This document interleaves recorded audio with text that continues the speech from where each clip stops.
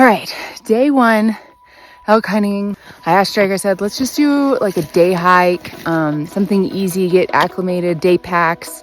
And he was like, okay, but if we're gonna do that, let's go check out this one point I wanna check out.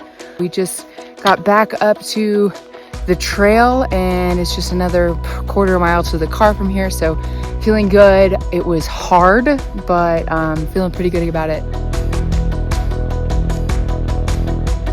I'm Katie C. Sawyer, and I am a professional fisherman, 100-ton captain, and professional mate angler.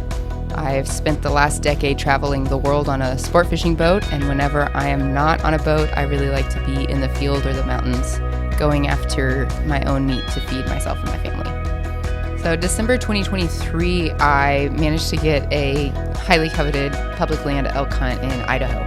Once I got it, I was like, uh-oh, I am wholly unprepared for this. I dove into the world of Meat Eater and watched as many videos on YouTube as I possibly could. I hadn't even realized that elk are creatures that you call in. It's very similar to marlin fishing. You use a teaser, you get them super fired up on the teaser, and then you give them the switcheroo and hook the fish. And I just was so stoked to find out that it was something that was going to be highly challenging in a lot of ways, but getting to speak the elk language was something I was really stoked on. I was shooting my bow every single day to the point of being tired. You know, that's what I wanted, and I was trying to push my limits because I knew that it wasn't going to be easy out there. My friend Luke really helped me out. He gave me a gear list that I dove into, and honestly, if I hadn't received that list, I feel like I would have been wholly unprepared when I got to Idaho. The concept of backpacking in and living off of wild water, you know, that in itself is kind of a daunting experience. There's a lot of ways you can get sick doing that, and making sure that you understand your equipment and how best to care for yourself out there is something that's very necessary. And also limiting your equipment and the weight of your equipment because it's all going on your back. And high elevation, I had a really hard time acclimating to the space. I was going to the gym every other day, walking the treadmill on the highest incline possible with weights. When I got into that dry air, it was just a whole different ballgame. The drive up to Idaho took 4 days. We definitely decided we wanted to drive instead of flying just because the benefits outweighed the cost significantly. And when I say we, I originally was going to go alone. Thankfully, my husband, Drake, is just so supportive of all of my adventures and endeavors. And he didn't have a tag, but he was like, I'll come with you. I'll come do the drive with you. So he helped me take my car up to Idaho, not knowing how long he would be there. All right, we are on our way. We've just left the house. We have 2 packs full, like full maximum. It'll be interesting to see what we don't use. Get out to the trailhead, which is about 2 hours from here, and hike in, camp in. The idea is to stay out there for 3 full days, so we'll see what happens. We are in a mile, maybe 0.8 miles. I'm on the floor. Drake's standing up. It hurts, but it's great. Look how pretty. Okay, the air is so dry. So day one, we drove a couple hours out to the trailhead. We were really excited. Now, it was a 1 mile hike at like a 2,000 foot change, and it was hard. I had a really heavy pack, and by the time we got to the top, I was very winded and need a very long break, but we found ourselves a really good camping spot. We set up the tent. There was fresh water, running water very close to us, and we got all our gear settled and up to a high point real close that had a good vantage point over some benches on the other side of the ravine, and we glassed until dark, pretty much. But the sunset was so stunning, and we didn't see another human the entire time, and it just felt like we were just where we were supposed to be in that moment. The first morning in the mountains, we set up and immediately heard a bugle.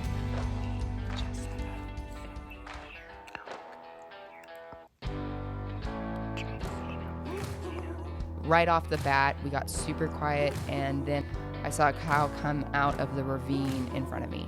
And then she was there, and then I saw some bushes moving and some antlers. So I knew there was a bull in there.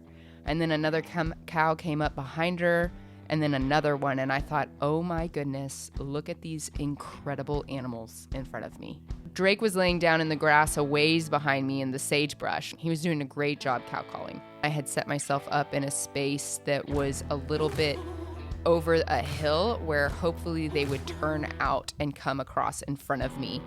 And one definitely did. But it was a young spike that was very, very intrigued by Drake's cow calls. And very quickly, he was about 40 yards from me. And I thought, this is my moment. I'm going to get a chance to shoot an elk. Then I was like, it's the first morning. And so I lowered my bow and I just stood there and watched him. And at which point he looked at me too. And we had a moment. He couldn't smell me. And then he continued on towards Drake. What that first day gave us was a really false air of confidence, but we didn't know. We thought that this was how it was going to be, and we quickly learned that that's very much not the case. That afternoon, when we were hoping they were bedded on the other side of that saddle, we went into where they had come from, and we found a wallow and a bedding area and a lot of fresh sign, including the first time we smelled elk, and decided to come back there at first light the following morning. So we were set up in that clearing far before the sun came up. We hear a bugle off in the distance and Drake starts calling. We waited in that clearing for a couple more hours, but we never heard another call after that. It was a lot of excitement that then turned into a lot of disappointment. We decided to leave that area and go find another spot where we would hopefully be able to glass up some elk. We heard some calls in that evening and then went back to camp because it was late, and we're back there early the next morning in the dark. We wanted to get down to the ravine before first light to hopefully hunt upwind of where the calls had been coming from. But the wind was switching like crazy, and it was really difficult to get ourselves placed correctly. What's the wind doing? I just feel like the wind is not in our favor at all. We managed to find ourselves in a really proactive situation down by the water where we heard bugles, and they were responding to Drake's bugle call. There was chuckling and there was all sorts of stuff going on. At one point, we're really creeping along this creek bed, trying to get closer, but also trying to be ready. And coming around a bush, I see 3 elk standing there. It's a spike and 2 calves, getting ready to prime myself for the shot. I thought, this is the moment. This is what I have worked for, but it wasn't. I was wrong. Why is this so hard?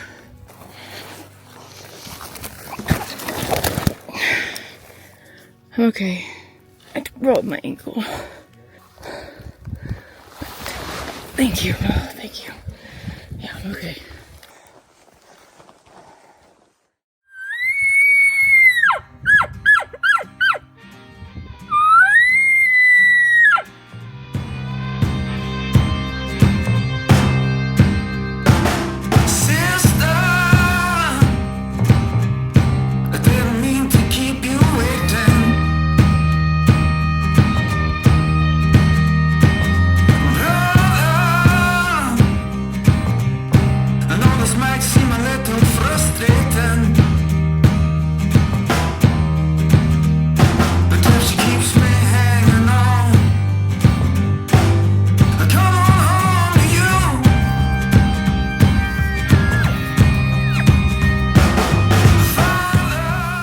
So I was just in a situation where I just felt mentally, physically, emotionally drained in so many ways. I feel like that's what elk hunting was for us. A question of which is the less hard way, because it's all difficult.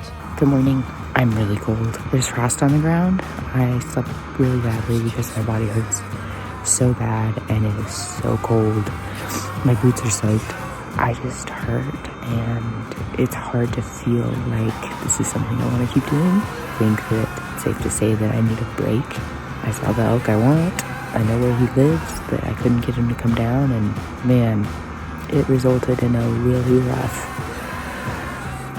rough trip back to camp last night. So the next morning we climbed out of there, and I remember how stoked I was to see my truck. We got into civilization. We ate a good meal at a restaurant, reconnected with friends, slept in, did some laundry. Okay, so we are back at the trailhead. The temperature has dropped significantly, which is really good for the elk. It is elky out here. There's snow at the top of the mountains. We are in our final trip. If we don't make it happen this time around, then it's not going to happen this year. So going into it, I'm feeling both anxious, nervous, as well as good. I'm excited. I feel like we've done some good scouting. We're going to push further in this time around, set camp further in. There's quite a few more hunters out, and we're hoping that we're going to continue to have good luck in not having anyone around us. Hopefully it plays out in our favor. We got to camp and there was a hoof print in the middle of where our campsite had been. And we're like, that's a big animal. And then we were setting up camp and that's when we heard the call. Okay. We just got to camp. We're the campground. We're making camp now. And I see an elk.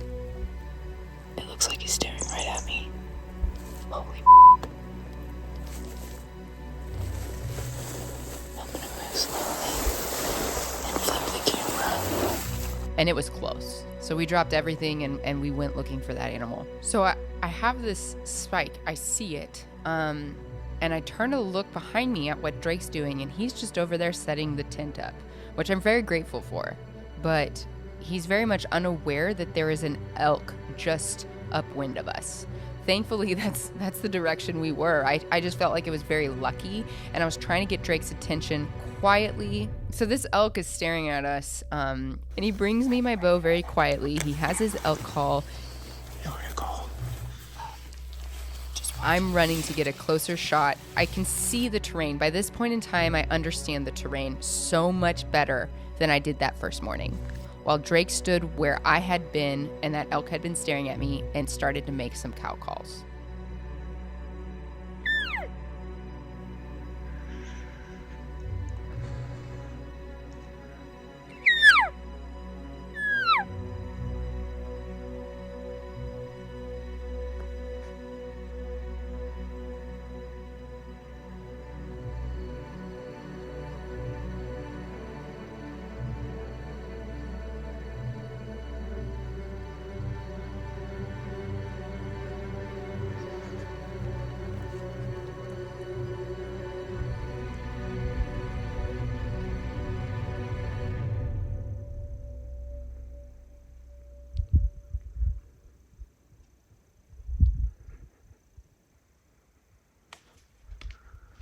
Oh.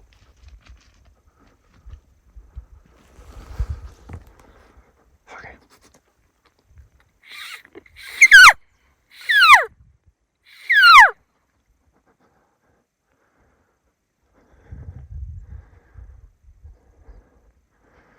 Go down, buddy.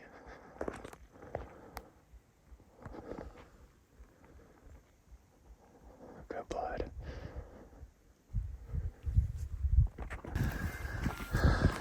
I don't think it was a good shot. I think it was too high. What do you mean? I think it was too high. I had it sighted in at 40, and we came around, and so I was like, he's a little further, so I'm gonna go just a little higher than 40, but then I heard like clack, like it was his shoulder blade, and it was still, arrow was still in him. Yeah, that's fine.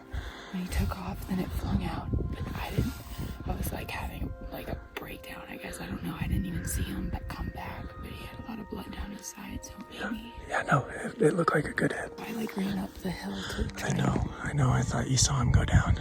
Oh no, I was just trying to stay upwind in case he was going. I don't know if he went into this brush, this thicket. He did. He did? He did? I don't know if he did or not. Okay. But I didn't see him on the other side. Okay, alright. This is where he was when I shot him. On that tree right there. I lost sight of him, and I thought that there were places where he could be bedded down, and I didn't want to spook him. So I quietly went back to where I had shot from, and reconvened with Drake. So the broadhead's gone, and it only went this deep. He had like... I think that's guts, baby. You do? No, I don't. I know it's not guts. That's good red blood. But I think it hit his shoulder blade. Can I touch it? Yeah, I guess so.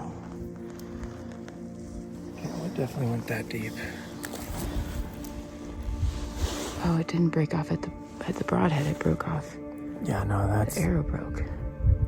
That should be in a lung. So then he walked up here, and I saw him. Okay, hang on. And I couldn't get a sight on him. And then he went behind this thicket, and I ran up this hill to stay upwind in case he came outside the thicket. But it sounded like he went in the thicket. And I went the far side just to make sure he didn't go over the hill. Did you hear a crash, or you didn't see I heard him some come movement. over the hill? I didn't, but I could have been too slow. He could have moved fast, and I didn't look past the hill. But then the weather started to turn. It started to rain. And I quickly became concerned that the blood trail was going to wash away. So we decided to very quietly start tracking that animal. We didn't want to spook it, but we also didn't want to lose the blood. Got it, babe. Okay, really good job, baby. That's a good blood trail. I see more up here. Okay, wait. These are his tracks too. I'm scared he's laying down right there, still not dead. Because it was only one lung. I don't think it penetrated the second lung. Another really good blood right here.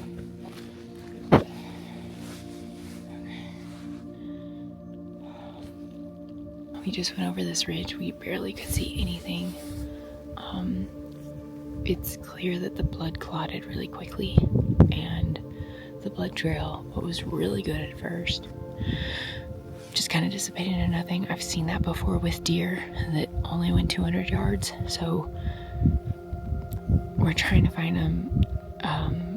We're tracking hoof prints, but it's difficult to tell if it's him, and we kind of just hit a dead end. So trying to stay positive, but it's not looking great. I'm sure it'll be fine. So we're gonna go back to where we last saw blood and retrace our steps. It's wet and cold. It's a little brutal, but I hope we find him. Now, trying to track a blood trail is already quite challenging when you've got blood to work with, but trying to track an animal that you shot when you've got no more blood to work with is a very daunting experience. Okay, we're getting the camp set up. There's some stuff blowing in. Weather report is not looking great. I'm in the tent. I'm about to get all sleeping bagged up. Drake's making dinner. I'm so excited about it. I just took all my wet clothes off. I'm trying hard not to cry over the fact that I definitely shot an animal to the point where it's gonna die, and I can't find it. But we're gonna get after it first thing in the morning, first light, hopefully with fresh brains and eyes, and hopefully it'll be a little clearer outside too. The second we were able to leave camp, I left and we were scouring the face of the mountain. We're trying to retrace our steps from yesterday, re-strategize. It looks like we're going to have to plot the mountain and try and find this animal. Kept me up most of the night last night. Just hate feeling like I might not find him, and I really hope that nothing else gets to him before us. So we're at it early this morning. Everything is very wet. But it looks like we have some light. The sun is shining. It seems like it's going to burn these clouds off, which is good. And hopefully we'll get a chance to get some good visuals in. So I'm going to get to it. But that's what we're doing. It was like I was on a roller coaster of emotion. It was like at one moment I was like, this is the clearing. This is where it's going to be. This is the brush. I just scented. I just smelled a whiff of elk. This is where he is. Only to find that he was not in fact there. It's almost been 24 hours since I released the arrow, so it's thankfully hasn't gotten over 48 degrees. And I'm freezing. And it's so wet and the rain hasn't stopped. And so now it's just like, we're going to get totally saturated getting out of here. Drake managed to find cell phone service and Googled the situation and started reading forums of people that said that they single lung shot an elk, and several years later, somebody else shot that elk and find their arrowhead in the lung, and the elk had been completely fine. We read things about how these animals had evolved with wolves, bears, lions, and other elk, that they puncture themselves with their antlers regularly when they fight. And they're tough, and they often survive these types of situations. Drake and I gridded, I think, 14 miles in total of that mountain slope. We pulled out the emergency blanket at one point in time because we were so cold and it was raining so hard, we just needed to stay dry and warm up. By the time night was falling, we decided to call it. Through all of this experience, I couldn't be more grateful to the fact that Drake, my husband, my best friend, was there with me through every second of it. I had drawn blood on that animal. I had seen a good blood trail. I knew that I had hit it. I didn't think that it had died, but there was a chance that it had, and we just didn't find it. And so in my mind, that's my elk tag. We ended up hiking out of there at night, just ready to get out. We had a wonderful feast of MREs at 10 p.m. in the car with the heater on our feet. It felt like closure. It felt like this wasn't the outcome that I had hoped for, but it was the experience that I had come for. And I honestly can't wait to get back out there.